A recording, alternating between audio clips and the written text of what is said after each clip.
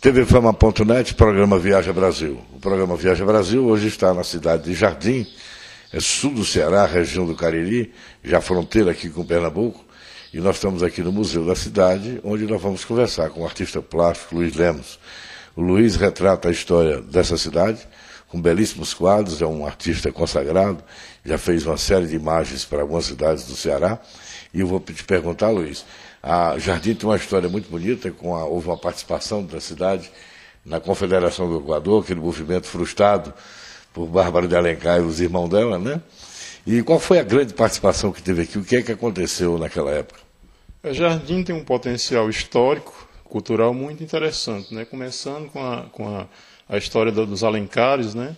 Mas, em suma, a gente começa pela Confederação do Equador, né? Jardim teve participação ativa, como todos sabem, né? Houve uma série de revoltas naquele período. Haja visto, Jardim hoje está com 217 anos de fundação e 193 anos de emancipação política. Então a gente procurou, através da arte, dinamizar essa compreensão histórica, né? Quando houve as revoluções, vamos até enfocar a revolução do padre Benzi Cacetes, que foi uma revolução envolvendo as duas vilas na época, Jardim e Crato, foi exatamente, podemos envolver também a participação dos Alencares, né? Naquela época havia uma rivalidade política muito grande, Jardim era dividido, era republicano e também imperialista. As tropas republicanas, que eram comandadas pelos Alencares, e tinha os imperialistas comandados por Pinto Madeira e o padre Antônio Manuel de Souza. Então, como irão ver imagens que mostram esses episódios, e com certeza são fatos notórios que marcam a história de Jardim. A gente procurou, através dessa coleção, que já visitou desde Fortaleza até algumas cidades aqui do interior, procurando com isso dinamizar essa compreensão histórica. Esse primeiro quadro aqui retrata o que, Luiz? Esse quadro retrata o fato da descoberta de Jardim, ou seja, a fundação feita pelo padre João Bandeira de Melo. Era um padre viajante, né? Andava acompanhado de índios e escravos, e no dia 21 de agosto de 1792 acontece esse fato oficial que foi a fundação de Jardim. Esse outro quadro aqui retrata o quê? Esse quadro é um episódio do assassinato do Frei Porciúncula, né? Segundo alguns historiadores, ele morreu enganado, porque na época a perseguição era com o padre Antônio Manuel de Souza, o padre Benzi Cacetes, né? Muito conhecido historicamente. Esse padre foi um dos provocadores da Revolução de 1831, que envolveu Pinto Madeira e os Alencares, aquele episódio onde envolveu as vilas de Jardim e Crato. Então, o Frei Porciúncula estava celebrando, jagunços e bandidos o arrastaram da então matriz e o assassinaram. Foi um fato histórico muito conhecido na época e repercutiu muito regionalmente.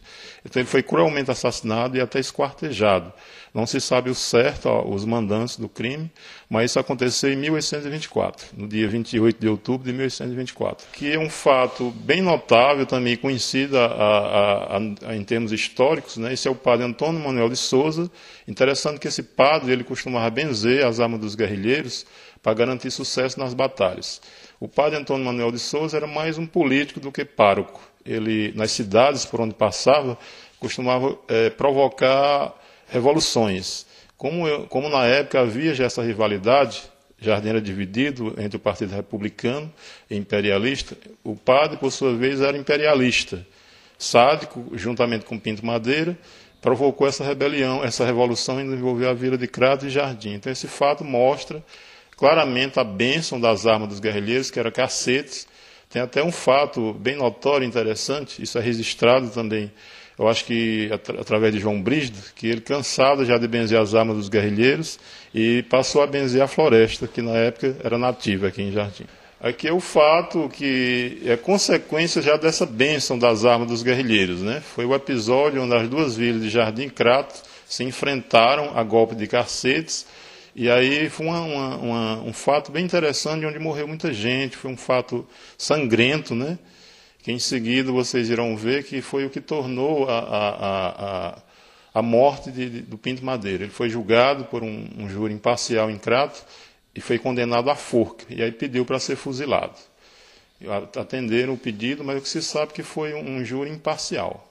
Isso aí mostra o assassinato de Leonel de Alencar, que por sua vez era irmão de Bárbara de Alencar.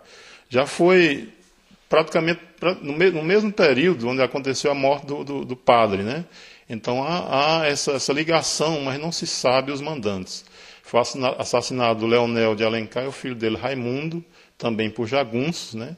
Mas nunca se soube a autoria desse crime cruel que comoveu a região inteira na época. Outro fato interessante em termos históricos, né? Mostra que aconteceu uma epidemia do cólera, isso aconteceu em 1862, aqui em Jardim também, e as pessoas, por não conhecerem a doença, achavam que, pelo simples contato físico, poderia contrair.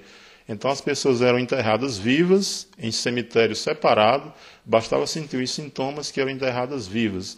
Então usavam luvas, sacos na cabeça para não ter contato com a pessoa que tinha contraído a doença, por na época ser desconhecido. Isso seria, com certeza, um patrimônio arquitetônico, histórico aqui de Jardim, porque ele, na época, foi construído para ser o mercado público da cidade. Mas depois, levado ao abandono, terminou sendo refúgio de mendigos, flagelados e até um açougue. Então a cidade, nos anos de 1950, pediu, através de ofício, para que o prefeito da época demolisse, né? É um prédio que seria hoje importantíssimo para a cidade, ficava no centro da cidade. Chamava-se Arapuca, pela sua forma. Esse episódio também é de fundamental importância para dados históricos, mostrando que na época de Lampião já existia sequestro. Esse sequestro, inclusive, é de autoria do próprio Lampião. Foi a prisão de Pedro Vieira Cavalcante, jardinense, um fazendeiro, trabalhador. Na época foi preso pelo bando de Lampião, foi exigida uma certa quantia em dinheiro. Por não se conseguir essa quantia, ele foi friamente assassinado pelo cangaceiro Balão a mando de Lampião. Esse fato mostra a chegada do relógio da Matriz, que ainda hoje está bem conservado, em boas condições. Foi fabricado na época pelo mestre Pelúzio Macedo, juazeirense, e é um dos poucos relógios que se encontra em funcionamento ainda aqui na Igreja Matriz. O fato aconteceu em 1934. Luiz, eu te pergunto, a origem do nome Jardim vem de quê? De onde? Por que Jardim? Pelo bucolismo da beleza que o padre se deparou, o padre João Bandeira de Melo, na época, né, foi a primeira ideia que veio na cabeça de um jardim, muito florido, uma vegetação nativa, muito bonita na época, sem falar na panorâmica do cimo da Chapada.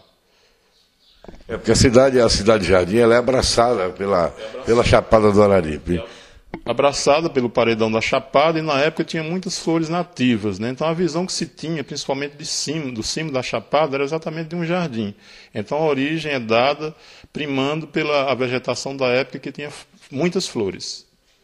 Luiz, nós queremos agradecer a tua participação, só veio ilustrar muito bem o programa Viagem Brasil. Eu que agradeço a vocês que veio contribuir, energia, o conhecimento cultural de Jardim. É isso que a gente procura fazer na medida do possível, né? E Jardim é esse potencial aí que precisa apenas ser mais visto com bons olhos, e que o turista que por aqui vier, com certeza não vai se arrepender. A gente precisa despertar esse senso, né, cultural, mas principalmente abraçar essa causa e procurar dinamizar para o turista, para que ele venha até aqui descobrir essa beleza que está aí, às vezes escondida aí nesse paredão colossal da Chapada do Araripe. Tá, obrigado, Luiz, felicidades. A TV Fama.net, a TV feita para você, e o programa Viagem Brasil voltam já aqui da cidade de Jardim.